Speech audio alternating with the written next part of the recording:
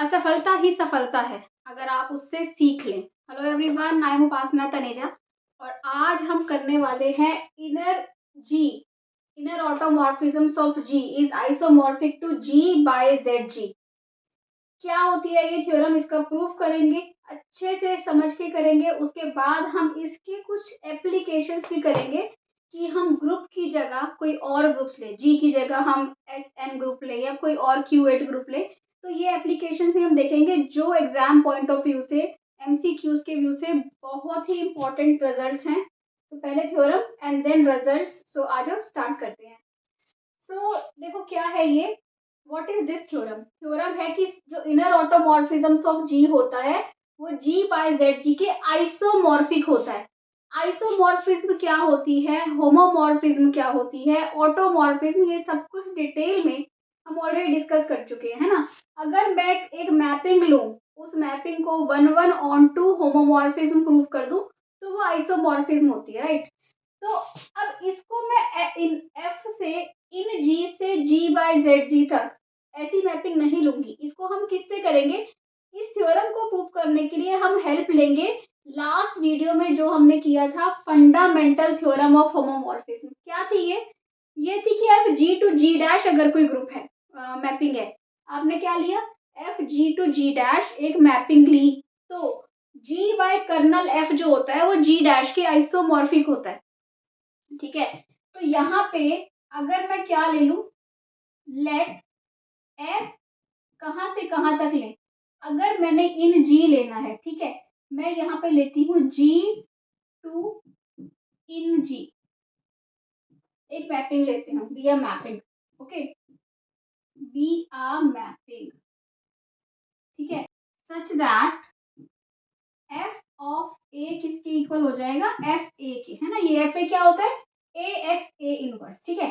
अब अगर मैं इस वाली मैपिंग को, वहां पे वो क्या कहती थी कि अगर इस वाली मैपिंग को मैं 1 1 ऑन टू होमोमॉर्फिज्म प्रूफ कर दूं, है ना, तो मैं क्या ले सकती हूँ, फिर मैं ले सकती हूँ कि G by kernel F is isomorphic to inn G. पर मुझे जी बाय कर्नल एफ नहीं चाहिए, मुझे चाहिए जी बाय जेड जी। तो उसके बाद मैं कर्नल को जेड जी के इक्वल प्रूफ कर दूंगी। अगर मैं कर्नल को जेड जी के इक्वल प्रूफ कर दूं तो मेरा थ्योरम बन जाएगी G by Z G is isomorphic to inn G, ठीक है। पर फिलहाल मुझे क्या करना है, पहले ये प्रूफ करना है, ठीक है। इसका मतलब मुझे दे दिया कि ये एक मैपिंग है, इसको मैं क्या करती हूँ, 1 1 ऑन टू होमोमॉर्फिज्म प्रूफ करती हूँ, ठीक है। सबसे पहले हम प्रूफ करते हैं एफ इज वेल डिफाइंड। सबसे first point, F is well defined at 1 1, ठीक है। आप क्या लेते हो, कोई भी दो एलिमेंट्स को इक्वल ले लो और आप ये प्रूफ कर दो, या तो F of A one equal to F of A two ले लो और ले आओ A one A two equal to A two है, या फिर A one equal to A two ले लो और ये प्रूफ कर दो F of A one F of A two के इक्वल है, ठीक है। इम्प्लाइज एंड इम्प्लाइज बाय, अब हमें ये बनाना है ए एक्स ए इनवर्स। यहाँ पे क्या है, ए वन है, तो मैं क्या इसको ऐसे लिख सकती हूँ, A one X is equal to A two X, right, कोई फर्क नहीं पड़ेगा, ठीक है। अब क्या मैं इसको दोनों साइड्स पे ए वन इनवर्स से मल्टीप्लाई कर दे, पोस्ट मल्टीप्लाई, यहाँ पे आप ब्रैकेट में लिख दोगे कि post multiplying with A one inverse, right. अब इसके बाद क्या है, इसके बाद ये देखो ए वन ए टू के इक्वल है, राइट। इसका मतलब A one A two inverse is equal to A two inverse हो जाएगा, है ना। इसका मतलब A one A two inverse is equal to identity. इसका मतलब A one is equal to, ये sorry, A two inverse is equal to, हमें क्या लेके आना है, A two inverse is equal to A one inverse. अगर आप पोस्ट मल्टीप्लाई कर दे, ए वन प्री मल्टीप्लाई कर दे किससे, ए वन इनवर्स से, है ना। तो ए टू इनवर्स किसके इक्वल आ जाएगा, ए वन इनवर्स की, ठीक है। तो यहाँ पे मैं क्या लिख सकती हूँ, A one X A one inverse is equal to A two X A two inverse, ठीक है। ये क्या है, ये है F of A one, right, और ये क्या है, ये है एफ ऑफ ए टू। तो इसका मतलब हमने प्रूव कर दिया कि एलिमेंट्स को इक्वल लिया, उनकी इमेजेस इक्वल आ गई, है ना।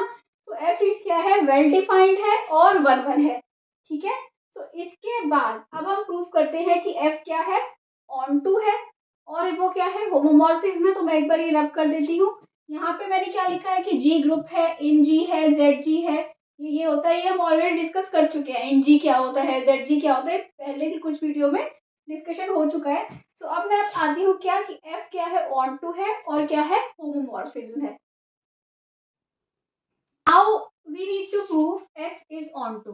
सो इसमें देखो, we know for every F of A belongs to inn G, there exists a belongs to G such that f of a किसके इक्वल है, f a के, है ना।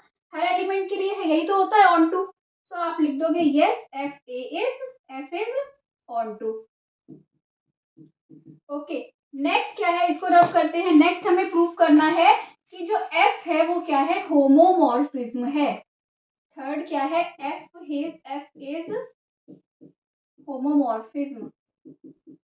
ठीक है, होमोमॉर्फिज्म क्या होती है कि एफ ऑफ a1 a2 किसके इक्वल आना चाहिए, F of a1 F of a2। ठीक है, अब क्या है, एफ ऑफ a1 a2 लेते हैं। ओके, ये किसके इक्वल होगा, बहुत ध्यान से, बहुत इजी है, किसके इक्वल होगा, एफ ऑफ a1 a2 के इक्वल होगा। ठीक है, एफ ऑफ a किसके इक्वल है, ए एक्स ए इनवर्स के, है ना। तो ये a की जगह पे क्या है, a1 a2 है, तो ये हो जाएगा a1 a2 x a1 a2 का इनवर्स, यही होगा। ओके, इसके बाद स्टेप बाय स्टेप हम चलेंगे, अपने आप रिजल्ट आएगा। x this is equal to a2 inverse a1 inverse, right. अब ये क्या है, ये किसके इक्वल है, a1, ये जो बीच वाला पोर्शन है ये इक्वल है f ऑफ a2 के। ठीक है, और ये है a1 इनवर्स के। ठीक है, अब देखो बीच में क्या होता है, बीच में x होता है यहाँ पे, है ना। f ऑफ a होता है a x a इनवर्स। ठीक है, अब ये है आपका a1 दिस a1 इनवर्स, तो ये क्या हो जाएगा, ये हो जाएगा f ऑफ, यहाँ पे a होता है ना, a होता है तो यहाँ पे a होता है। अब यहाँ पे a1 है और a1 है, तो ये हो जाएगा f of a1 of f of a2। x की जगह पे क्या आ गया, f of a1 of x होता है, ये हो जाएगा f of a2। This is f of a1 f of a2। सो क्या हुआ कि f ऑफ a1 a2 किसके इक्वल आ गया, f of a1 f of a2। So f क्या है, एक होमोमॉर्फिज्म भी है। ठीक है, अब अगर ये अकॉर्डिंग टू आप पॉज करके नोट कर सकते हो जो भी मैंने किया है। ठीक है, so according to fundamental theorem of homomorphism, हमारी जो मैपिंग थी वो G से इन G तक थी। ठीक है, इनकी होती है G से G डैश तक। So G by kernel F is isomorphic to Inn G। आप क्या लिखोगे, this implies according to fundamental theorem of homomorphism G by K is isomorphic to Inn G। ये तो अब हमें पता चल गया। अब हम देखते हैं हमारा कर्नल F किसके इक्वल है। ठीक है, what is kernel F, kernel F क्या होता है, कर्नल F में वो एलिमेंट्स आते हैं जो आइडेंटिटी में मैप करते हैं। ठीक है, A belongs to G such that f of A is equal to f B। ठीक है, सो ये क्या हो जाएगा आपका, देखो A X A inverse is equal to E X E inverse. ठीक है, ये क्या हो जाएगा, A X A inverse is equal to X. Okay, ये क्या हो जाएगा, ए एक्स अगर आप कोस मल्टीप्लाई करो ए से तो आपको क्या मिलेगा, A X is equal to X A, और ये किसकी कंडीशन होती है, जेड जी की। तो इसका मतलब कर्नल एफ किसके इक्वल है, जेड जी के। ओके, अब हमारे पास ये रिजल्ट तो था कि G बाय कर्नल एफ किसके आइसोमॉर्फिक है, इन G के। तो कर्नल एफ क्या है, जेड जी है। तो आपके पास क्या रिजल्ट आ गया कि G by Z ji isomorphic है किसके, इन G के। ठीक है, और यही हमें प्रूव करना था कि inn G is isomorphic to G by Z G. ठीक है, सो आई होप आपको ये क्लियर हुआ है। अब हम इसके रिजल्ट्स पे आएंगे, एप्लीकेशंस पे, कि इस वाली थ्योरम का यूज कहाँ होता है, कैसे होता है, किस टाइप के क्वेश्चंस आते हैं, वो भी हम देखेंगे।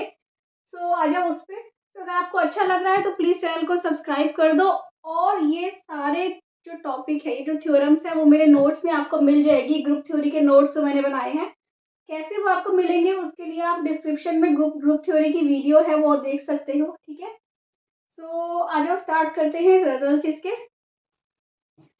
तो ये बहुत ही इम्पोर्टेंट रिजल्ट है कि इनर ऑटोमॉर्फिज्म ऑफ एसएन क्या होता है।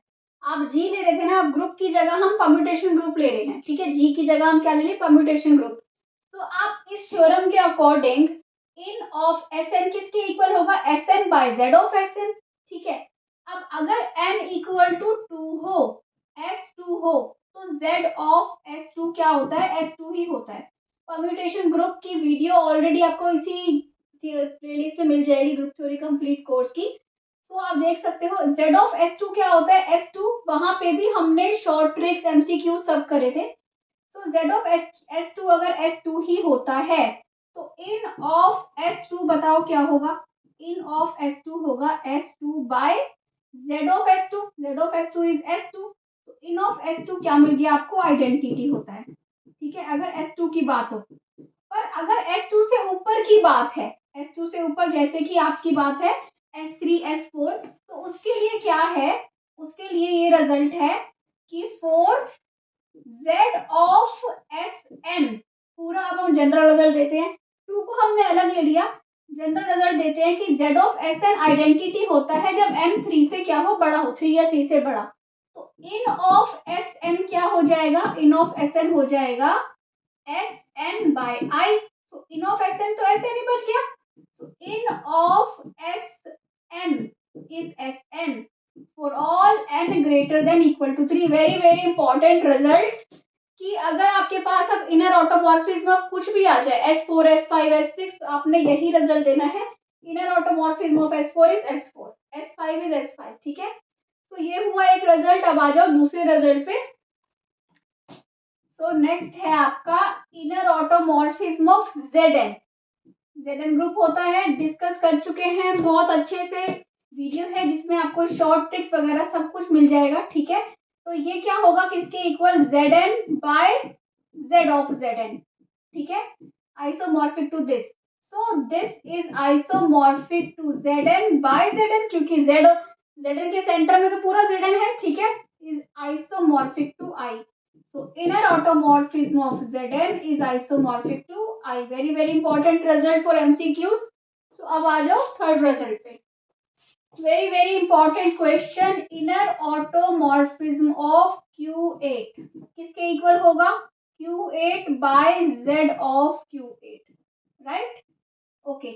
अब बताओ Z of Q8 क्या होता है, Q8 क्या होता है, Q8 होता है आपका +-1 +-I +-J +-K, ठीक है। ये क्या होता है, +-1 होता है सेंटर में, ठीक है। तो अब अगर ये किसके आइसोमॉर्फिक होगा, अगर आप ऑर्डर देखो इसका तो क्या आएगा, ये आएगा 8 होता है, ये होता है 2 होता है, आ गया 4। तो ये आइसोमॉर्फिक होगा किसी या तो K4 के या Z4 के, Z4 के होगा तो क्या आएगा, साइक्लिक बन जाएगा वो, ठीक है।